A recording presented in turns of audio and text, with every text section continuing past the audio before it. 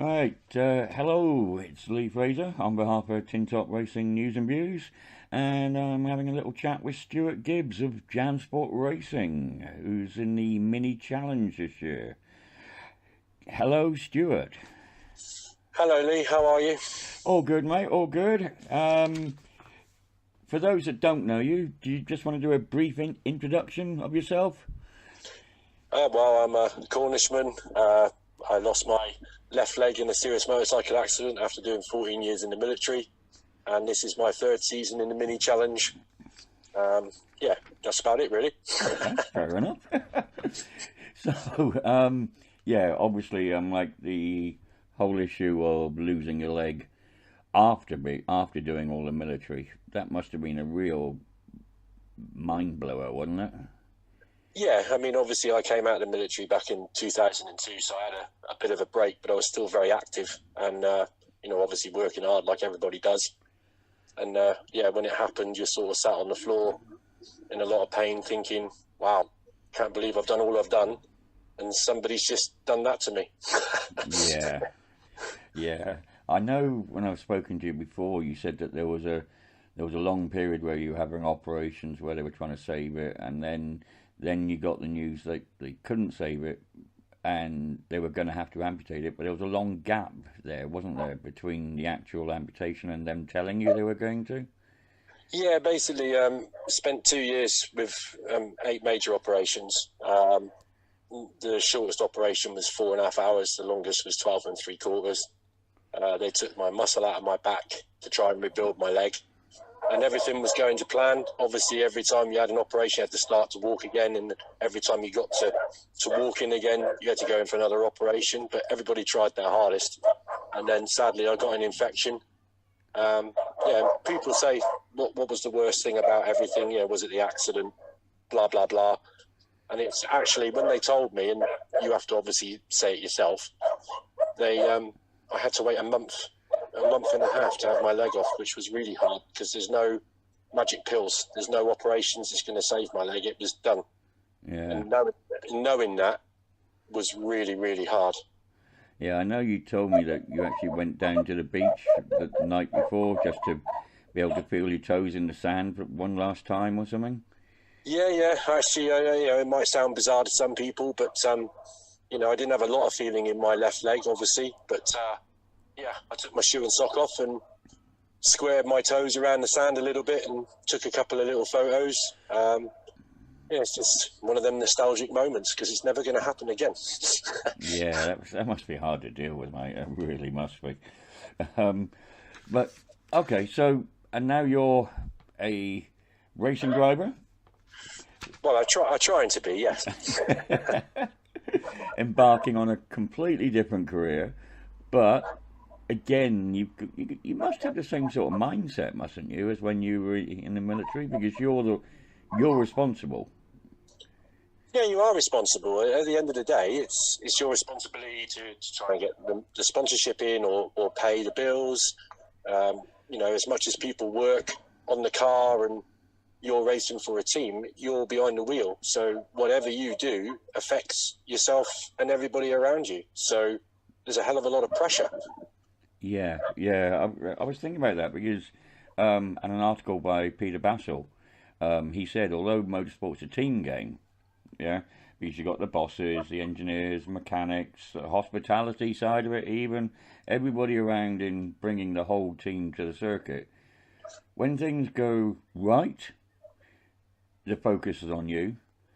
But when Yeah, things go wrong, the focus is on you as well. yeah. How does that affect you? Does it affect you?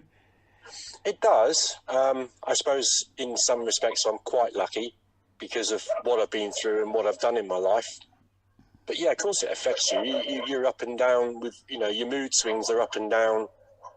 You can get very disheartened, and sometimes the team have to sort of pick you up a little bit because you feel responsible for what's gone wrong, even if it's nobody's fault. It's just one of those things like at Alton Park when the two 10mm nuts sheared off the gear linkage and we just didn't get race one done. So, I actually went back to the hospitality and had a bit of a weep because you're so focused and fired up to go racing, and then it doesn't happen. It's just a release. But, you know, obviously different people deal with it in different ways. Yeah, yeah. That was something which I was going to ask you. I'm like, how do you deal with the down points of being a driver? I'm like, Well, and knowing that you got to go back out there again. well, that's I suppose in some respects, doing what we do, whether it's touring cars or in the minis, we've always got that other race. So if it's race 1, you know you have got race 2. So obviously if it's race 2, then it's a bit more of a nightmare, because then you've got to wait that gap before you go racing again. But no, the team get around you. You know, everybody sort of tries to pick each other up, and you know, you look at what the problem was, whether it's your fault, the mechanic's fault, the team's fault, the car, and once you've figured it out, there's no point in dwelling on it. You just, okay, right, we just got to get on, refocus, and go out and do the best we can, which is what we did at Alton Park. Okay, yeah, fair enough. I'm like, talking of that side of things, I'm like, you say the team helps and everybody helps each other, and I saw that with you and your mechanic, Bob, wasn't it? Yeah. Lindsay's his actual real name, but yeah, they call him Bob. Yeah. Yeah. Is there any structure or anything in place to help drivers with more severe issues than just having a bad race or a bad day? Is there anything in place to help with the training or with the assistance with the difference between the highs and lows? I'm not going to say, yeah, there is, or no, there isn't, because I really, really don't know. From what I see, no, I think a lot of it's reliant on, obviously, family members or spouses or girlfriends and, you know, team bosses and team members, because I think once you're a part of that, you're a part of a big family, and the family unit is a good team. Yeah. And then I think because of that, everybody gets in amongst it, because a lot of the people that you work with or you're racing for have been through a lot of similar issues or issues in their own lives. I mean, you're not alone. It doesn't matter what you've got or what's happened to you. You're not alone. There's always other people with issues. Yeah. That's just the way life is. Oh, fair enough. Okay. I know it's a bit of a difficult question, but obviously the fans see the drivers being happy, going out there, living the dream of racing a car around a track. A lot of fans just think that's all they have to do is hop in a car and drive it and go home again. How do you deal with the difference between the reality of the home life, stresses, etc., and this fantasist idea of being a racing driver? Basically, I mean, you know, it's well documented at the moment that I'm going through a divorce. Before that, with issues that were going on in my home life, you were taking that to the track, and then it would affect your performance levels, even if you didn't think it would. But, you know, now that's sort of sorting itself out. Things are getting, you know, better every time we go out.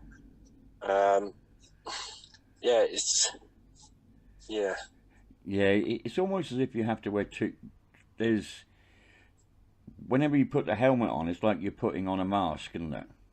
Yeah, because once you're in the car and you're strapped up and you got your helmet on, you're on your own. And realistically, everything should sort of fade away and you just crack on and focus on what you've got to do. But in reality, obviously, if you've got issues, major issues, you will carry it with you. You do think about it, and that does affect you. But reference, the adrenaline rush you get with racing is brilliant. But it's the coming down afterwards. It's the knowing you're going home and it's not great, or you're going back to a kind of reality, which is not knocking anybody, but, you know, we're very lucky, or, you know, we've got a bit of money or a bit of sponsorships, so we're able to do what we do. Yeah. But it is hard, because then you become quite, not bored, but you don't know what to do with yourself. You know, you're looking for sponsors, you're talking to the team and doing things, but you're just itching for the next race meeting so you can be part of that family again. And you can get back on that high again, I presume. Yeah, exactly. I mean, I suppose a way of perhaps making it simplified, when you got a new girlfriend, you have that honeymoon period, so everything's brilliant and nothing can go wrong and everything's wonderful and all the rest of it. And then everybody knows after that honeymoon period, that's when you know whether you're going to be working it out or not.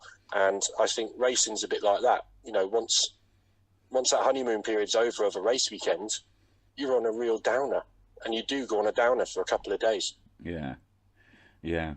Do you ever, as a racing driver as well, do you ever feel as though you're under pressure to perform from your peers? I presume you feel as though you're under pressure from the fans and the sponsors, but do you ever get that feeling of nagging doubt? Oh, maybe I'm not as good as I think I am.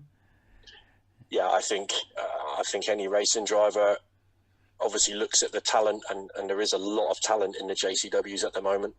And obviously you'd like to be either higher, doing better, but at the end of the day, it is what it is. And yeah, you put pressure on yourself. So the team want you to bring the car home and do the best you can, and the sponsors obviously want you to keep improving and bring results and all the rest of it. But you know, not everybody can come in the top 10. Not everybody can come in the top 3.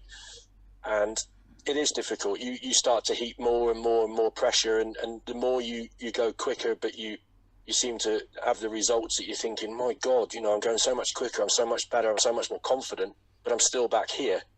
Then you start heaping even more pressure on yourself, and it's just a vicious circle. Yeah, so in effect, the confidence can actually be detrimental at times as well then. Oh yeah, definitely.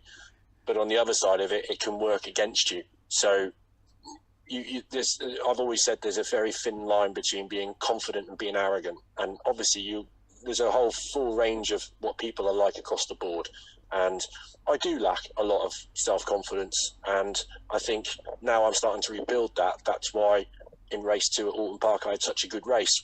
So things are moving forward for me. But as I said, it's a very fickle sport. There's a lot that goes on with reference trying to find money, and if you haven't got the money from sponsors, then you've got to pay for it, and then can you afford it, where you're going to get the money from, and then it carries on and on and on. Then you've got other bits and pieces on top of that. So I know it looks like we just turn up and go, hi, how are you, have a photo and go.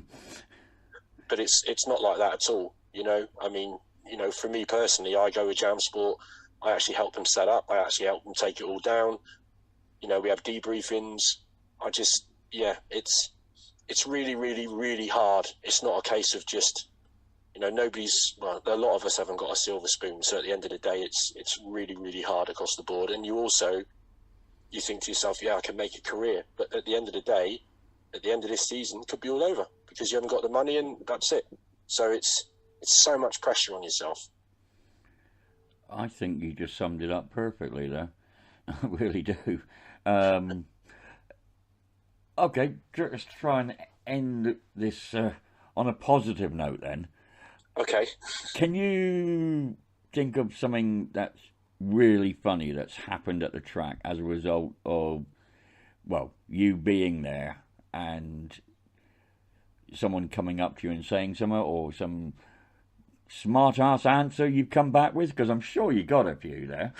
Oh yeah, I'm full of banter. Yeah, if people know me, they know I've got a lot of banter in me. I suppose, obviously the kids, a lot of the kids and stuff, when they see my leg, think I'm like something out of the Marvel hero film.